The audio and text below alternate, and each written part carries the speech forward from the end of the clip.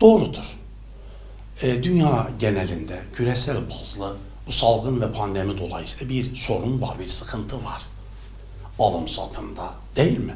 İlla ki ithalat ve ihracat dengelerinde bir sorun, sıkıntı var. Bunu anlayabiliyoruz. İlla ki bunun bazı küçük yansımaları zamlara olacaktır. Hani buraya kadar anlıyoruz ama bu işlerin astronomik boyutlara, genel ihtiyaçları etkileyen astronomik boyutlara gelmesi işte bu kabul edilemez.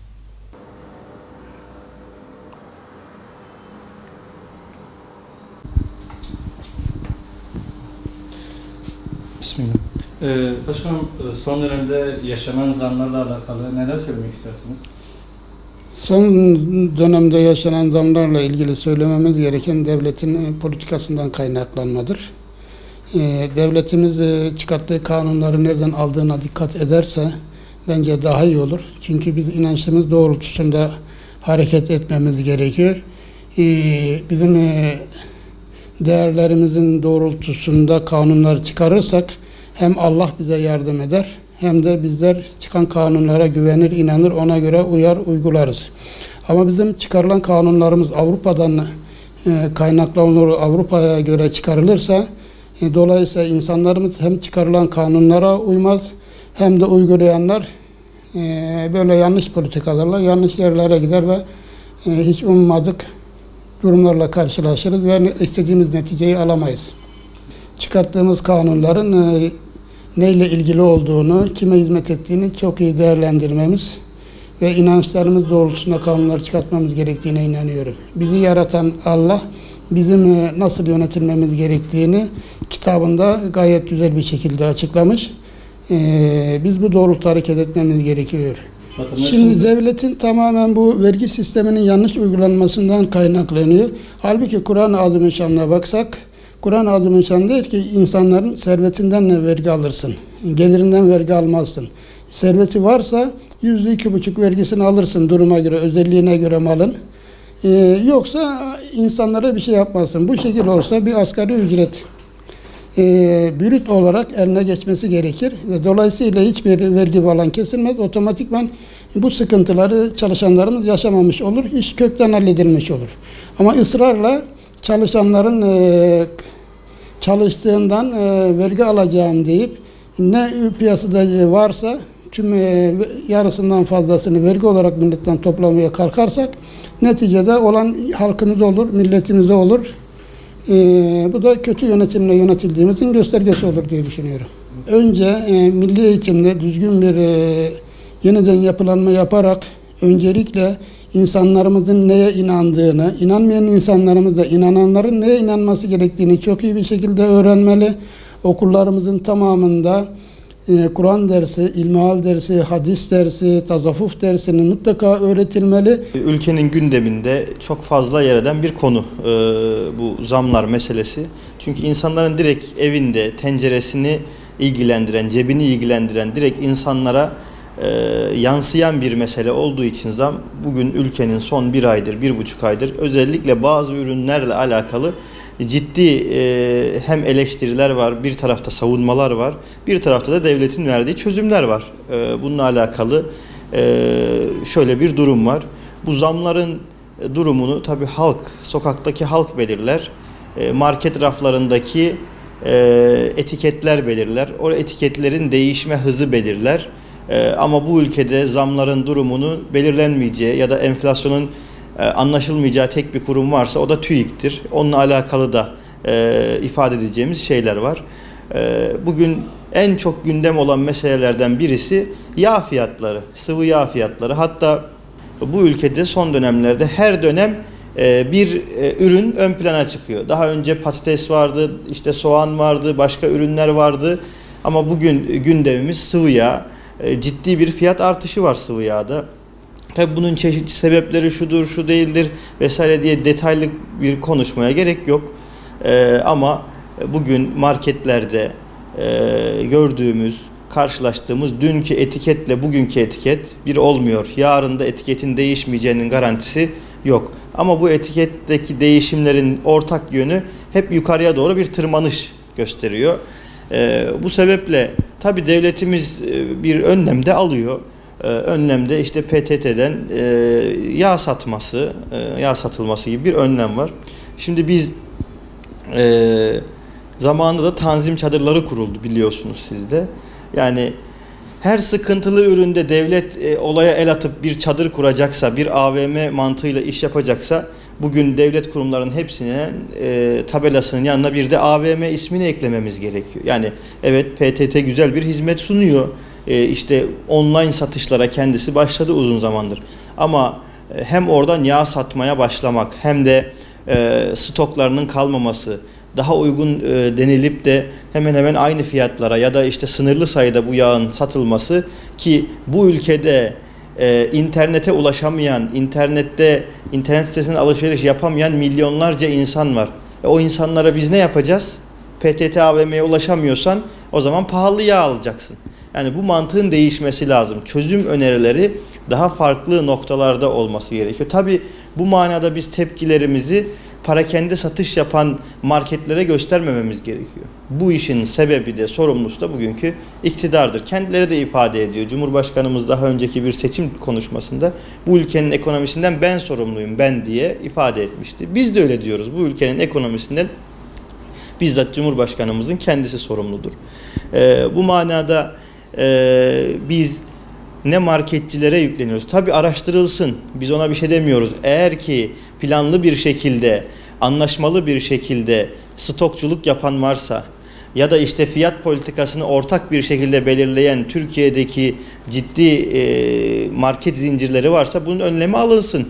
Cezalarla, engellemelerle yapılabilir bu. Ama onun haricinde biz marketçilere, biz işte parakende satış yapan insanlara yüklenemeyiz. Niye? Çünkü bu insanların her geçen gün vergilerle boğuştuğunu biliyoruz. Her geçen gün işte işçi, çalışan emektar insanların yaşam koşullarını iyileştirmek için kendi koşullarından bir şeyler vermesi gerektiğini biliyoruz. Bu manada bizim esnafa yüklenmememiz gerekiyor. Çünkü dolar artıyor, hemen ürünlere zam geliyor. Yani bu işin son zinciri marketlerdir aslında. Araştırılması gerekiyor. Bilerek stokçuluk yapanların önüne geçilmesi gerekiyor. Bilerek fiyat politikası uygulayanların önüne geçilmesi gerekiyor. Onun haricinde ama bu işin tepkisini bizim vermemiz gereken yer mevcut iktidardır. Bununla alakalı söyleyeceklerimiz budur. Onun haricinde devletin resmi kurumu olan TÜİK, onun haricinde devletin de yakın çalıştığı sendikalar ya da muhalefet konumunda olan sendikalar da her sene bu zamlar döneminde çok aktif rol alıyorlar ve bir açlık ve yoksulluk sınırı belirliyorlar. Ya bu sınırın çok az altında ya bu sınıra birebir yakın rakamlar belirleniyor. Yani bu ne demek? 4 kişilik bir aile sadece ve sadece ay sonunu kıt kanaat getirebilecek oranda bırakılıyor. Biz diyoruz ki buradan alınan asgari ücretten alınan vergiler alınmasın. Ne işverene yüklenelim ne de işçiye yüklenelim. Bunun sağlanması gerekiyor. Onun haricinde devletteki israfın önüne geçmek birinci vazife. Hem bu bizim inancımızın gereği. Biz itibarda tasarruf olmaz mantığına tamamen karşıyız. İtibarda israf olmaz diyoruz biz. Biz itibarı lüks odalarla, lüks araçlarla, lüks binalarla değil, biz itibarı ülkenin ekonomisiyle, ülkenin kardeşliğiyle, birliğiyle, beraberliğiyle, maneviyatıyla bunu dünyaya duyurmamız gerekiyor. Adaletiyle duyurmamız gerekiyor. Ama bizim çok güzel adalet saraylarımız olabilir, çok güzel okullarımız olabilir, çok güzel binalarımız, çok güzel yollarımız, çok güzel havalimanlarımız olabilir. Bizim derdimiz o adalet saraylarının içerisinde adaletin olması, güzel hastanelerin içerisinde sağlık politikasının iyileştirilmesi, güzel okul binalarımızın içerisinde eğitim politikamızın güzelleştirilmesi, çok güzel yollardaki araçların bizim ürettiğimiz araçlar olması, o havalimanlarına inen uçakların Türk mühendisler tarafından yazılımından tutun donanımına kadar hepsinin bizim yaptığımız zamanları istiyoruz. Biz o zaman tasarrufu, yani itibarımızı göstermiş olacağız. Ama bugünkü durumda kamudaki israfın önünü alamazsak, her gün yatırıma değil de yani üretimle alakalı yatırımları değil de normal fiziki yatırımlar yapılırsa bu ülke her gün günü kurtarmanın derdine düşer. Ama sıkıntıyı, çileyi de asgari ücretli vatandaşlarımız çeker. Bu konuyla alakalı da bunları ifade edebilirim.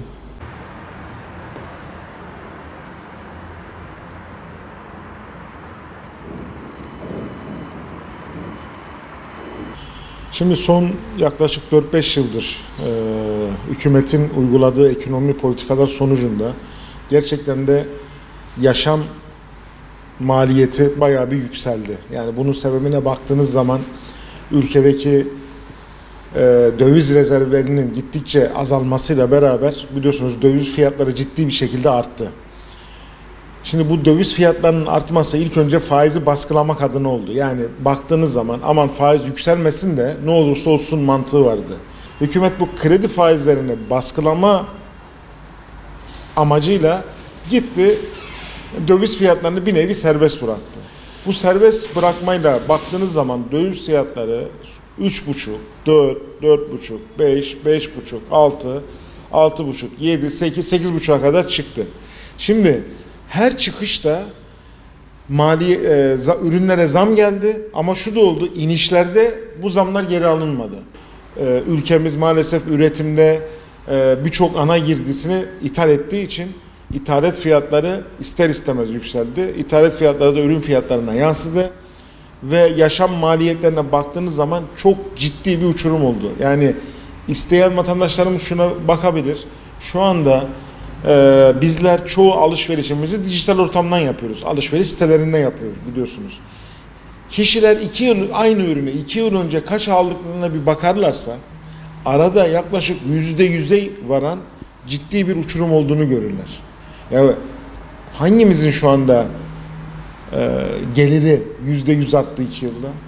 Dolayısıyla evet baktığınız zaman gerçekten de Türk halkının yaşam maliyeti ciddi bir şekilde arttı. Biz buna aynı zamanda orta gelir tuzağı da diyoruz. Maliyetleriniz artıyor ama aynı şekilde geliriniz artmıyor. Geliriniz artmadığı için makas daralıyor. Hatta makas çoğu şeyde sıfıra ve eksiye indi. Şu anda özellikle dar ve orta gelirli vatandaşlarımızın, buna memurlarımız da dahil, ciddi bir gelir, yaşam ve refah kaybı var. Yani Türkiye çok hızlı bir şekilde, ciddi bir şekilde orta ve dar gelirlerini ezilen bir kitle haline gelmiş durumda. Şimdi hükümetin acil bir şekilde buna çözüm bulması gerekiyor. Yani şunu herkes kabul ediyor, yani bu asgari ücretle geçinmek gerçekten de bizim milletimizin bir başarısı. Milletimizin dayanışma gücü, aile bağlarının kopmaması sayesinde bu ücretle geçindiğini hepimiz görüyoruz. Yani bunun dışında özellikle büyük şehirlerde bu ücretle geçinmek gerçekten de çok zor. Yani insanlar temel refah seviyesi, ki ülkemizin büyük bir çoğunluğu asgari ücretle çalışıyor. Dolayısıyla temel refah seviyesini ciddi bir şekilde öldürüyor bu asgari ücret. Siz zam olarak vermiş gözüküyorsunuz ama 3 ay sonraki vergi diliminin artması sonucunda o vergi alacaksınız asgari ücretten. Dolayısıyla o zammın bir anlamı da kalmayacak. Şu anda gerçekten de pandemi şartlarından dolayı çok zor günlerden geçiyoruz. Yani bu yanlış yönetimin üstüne bir de pandemi eklenince gerçekten de milletimiz artık bunun altından kalkamaz hale geldi.